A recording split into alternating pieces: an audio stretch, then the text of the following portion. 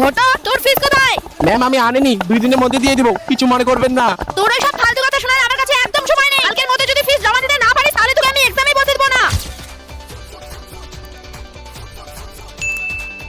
সামনে তো চেকিং বসেছে, আর আমি আজকে তো হেলমেটটা আনতেও ভুলে গেছি। জানি না কি হবে। আরে ওটা তো ভূতু মনে হচ্ছে। যাক বাবা, এখন মনে হয় আমার আর কিছু হবে না। দাঁড়ান দাঁড়ান, এই যে ম্যাম আপনার হেলমেট কোথায়? ঘটো, তুই আমাকে চিনতে পারলি না? আমি তো ম্যাম গুড হই। মর্নিং ম্যাম, ভালো আছেন তো? আমি স্কুলে যাচ্ছি, যাই। যাবেন ঠিক আছে, তার আগে 5000 টাকা ফাইন দিন। আপনার মাথায় হেলমেট নেই। ঘটো, আমি তো তোর ম্যাডাম হই বাবা। আপনার ওই সব ফালতু কথা শোনার আমার কাছে সময় নেই। তাড়াতাড়ি 5000 টাকা ফাইন দিন, না হলে 10000 টাকা চালান কাটবো।